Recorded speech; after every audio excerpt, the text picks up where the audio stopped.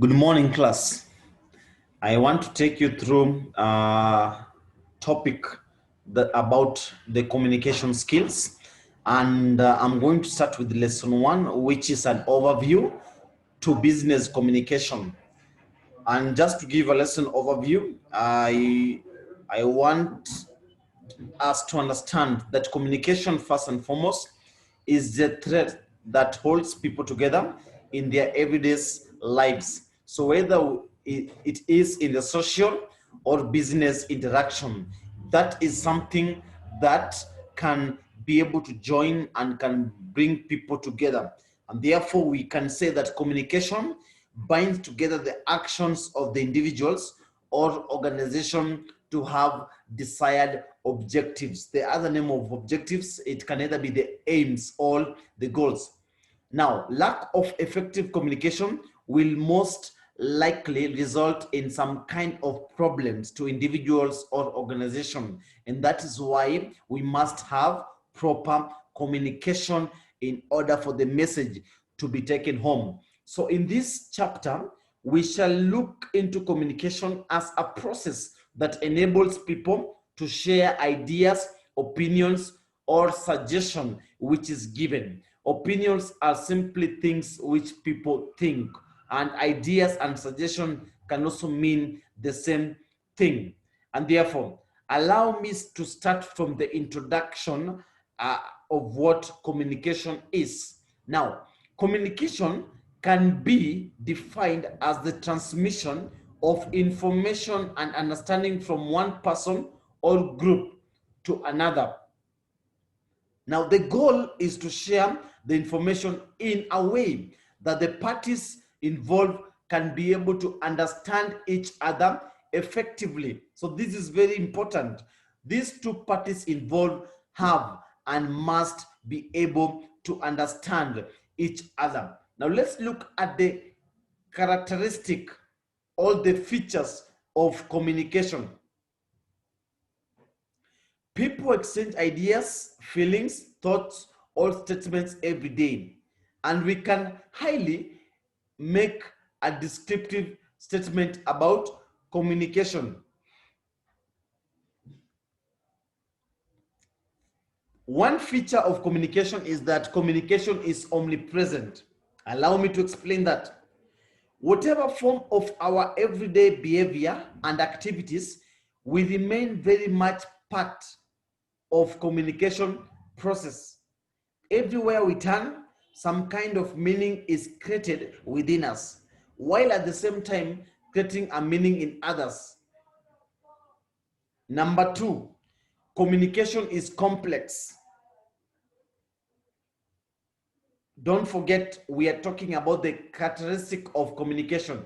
The first one is that communication is omnipresent. Now, in number 2, communication is complex. And by that, we are able to understand that not every form of communication is as simple as it might seem to be on the surface. Communication involves many parts or pieces. And because we communicate so often, hardly do we stop to think about how complex creating meaning can be. That is to mean that sometimes there are some words which can be used which might not be really understood at the moment. Number 3, communication is multi-level. Multi-level means there are several levels, and there are several levels at which communication takes place. Sometimes we create shared meanings within ourselves or with others. This communication can also be communicated in a small group, or we can even do it in a large group. And the aspect of the communication can constitute two major levels. This level can be 4 in numbers. 1, we have the intrapersonal communication, and then number 2, which is interpersonal communication. Number 3, person to group communication, and finally we have mass communication. Allow me to start with number one, and number one is intrapersonal communication. Intrapersonal communication, the meaning we create within ourselves is what is called intrapersonal communication. Quite often, we make imagination and even create situation to the extent of talking to ourselves. And sometimes when somebody talks to himself, that one is normally known as monologue. If there are two people, then it is dialogue. So we have two things. We have monologue and dialogue. Monologue is to talk to ourselves either in loud or in silence. It depends with how somebody talks to himself or herself. Number two, interpersonal communication. This type of communication between two or more people who are actively participating in exchange of messages. Example include a conversation between two people or a group participating in an interview. The level of effectiveness of this communication now can vary. It can vary from a size of communication, and it can either be a smaller size or a larger size, depending with the number of the group that is concerned. As this allows interpersonal communication among members can be between 10 to 15 people. Number three, person to group communication. This is also known as public speaking. And in this level of communication, it involves one person. This person is referred to the speaker, while the other people are called the audience. The audience are addressed as a group rather than as individuals. The speaker sends the message to the receiver, where the group receives the message as one receiver. Example of this can be like in the church sermon, in the class lectures, in the report presentation, in the political rallies, and etc. Number four, which is the last one, mass communication. The form of this communication is known as mass, as it uses technology to communicate the message to a very large group of people. Now, this message involves the use of both print and electronic media. The print media include newspapers, magazines, posters, billboards, and other printed materials. And this one can enable thousands of millions of people to receive the message at the same time, which I believe we've had so many times. Electronics media also allow messages at the same time. The electronics can include the radio, television, and the internet. This allows people to interact with the developer of the message. And those are the four major communication which we have. Now let us have the recap. We have the intrapersonal communication, interpersonal communication, person to group communication, and finally the last one is mass communication. Now let us go to the elements of communication. In all communication, at least some of the elements must coexist.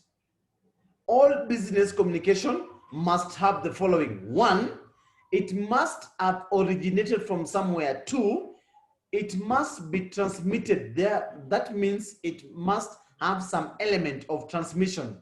And finally, number three, have somebody at the other end to receive and to understand the message. Those are the three things which a business communication must have. Now let's look at the features of communication. Features of communication. One, motivation. Two, the aim. Three, information. Four, the sender. Five, the message. Six, encoding. Seven, the media. Eight, the channel. 9, the receiver. 10, noise. And finally, we have 11, feedback. Feedback is now the response, the reply that somebody receives after getting a particular message.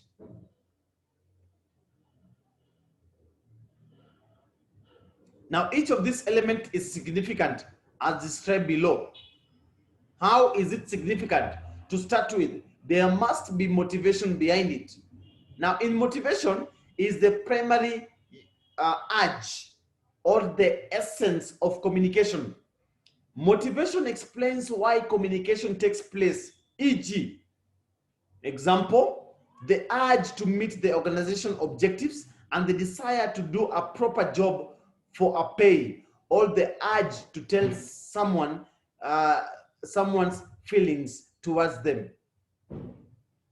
The aim. This is the specific reason for communicating. The aim, as we all know, is also referred to as the goal, or we can say objective. Now, the 4 basic aims of communication is 1. Why do we must have communication? Informing. 2, influencing, or the other word which you can use instead of influencing is persuading. 3, initiating action. And finally, 4 is entertaining. Whether that one goes together with entertainment, some element of entertainment. Now, all the 4 aims can sometimes be present with the same item of communication. Now, allow me to explain the aims as it is at the same item of communication. In information, I'm giving an explanation for information. This is the actual content of the message to be transmitted to someone else. Someone else is now the listener. The listener is somebody who listens. Information need not to be factual. It can either be an idea, opinion, or even a suggestion. Allow me to explain the sender. The sender is the person who transmits the message to someone else. The sender can be an individual, group of people, or even an organization. The message. Now, this message is now the information. And the best and the simplest form of idea, opinion, or transmitted message is to give to somebody else in a simplest understandable form. This form can also be called encoding. Finally, we have the media. The media is now the large group of ways of communicating. In the media, we have 3 major types of media. In 3 major types of media, we have a way in which communication can be communicated. One way is written communication. And then we have oral communication. And finally, we have visual communication. Allow me to explain the 3 of them. Starting with the written communication. Written communication is the media which involves the use of letters, memos, books, articles, or any written material. Number 2, oral communication. It is the type of communication involving any method using spoken word, such as meeting, telephone calls, lectures, interview, or any discussions. Third and the last one, we have visual. Visual communication. Now, this type of media involves the use of eye, such as drawing, photograph, or other ways of putting over a message by a pictorial means. That one now is visual communication.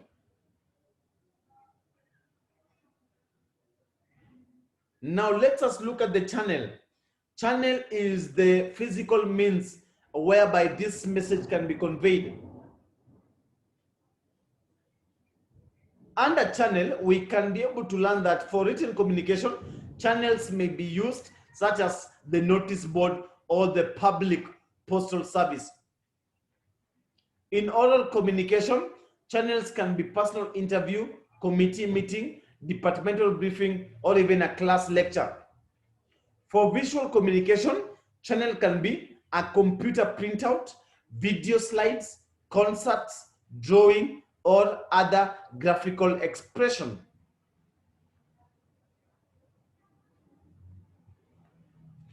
Let us now go to the receiver. Receiver is the individual person or the body that receives the message.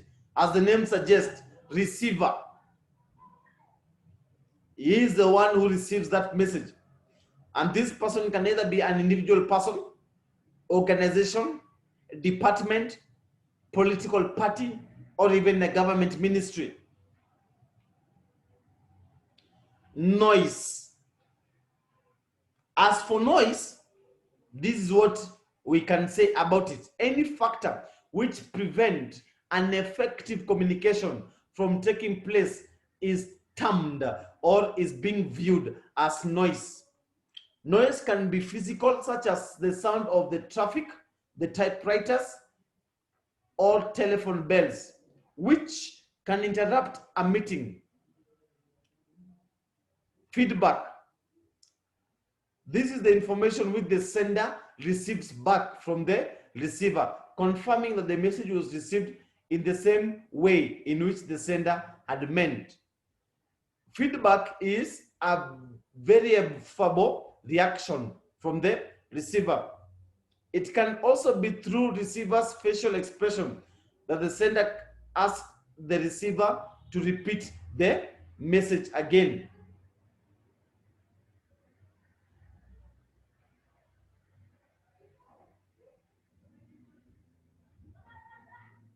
Now, we can be able to look at the communication process. And in the process, we'll look at various things on how this communication process goes about. Allow me to start from the process number one. In the process number one, we have what we can be able to learn from how this process is. Now, in the process, allow me to put it in form of a step. We have the step of conceptualizing, encoding information, information transfer, receiving information, interpreting information, and finally, feedback. Let me start with step number one. Step number one is conceptualization, or we can say conceptualizing. Now, this first stage of communication is in form of idea. You give ideas. Ideas is simply what somebody thinks about. The idea can be in form of an opinion, observation, or anything that the sender feels an urge. Number two, encoding information. The sender puts together information into the best and the most suitable form. That one is encoding. And this can be placed in a way which can be easily understood by the receiver. Now, encoding often involves putting an idea into words, putting an idea into picture, or even composing a song. Step number three is information transfer. And in this step, it comprises of the three components, which are the message, the media, and the channel. Step number four, receiving and decoding information. And in this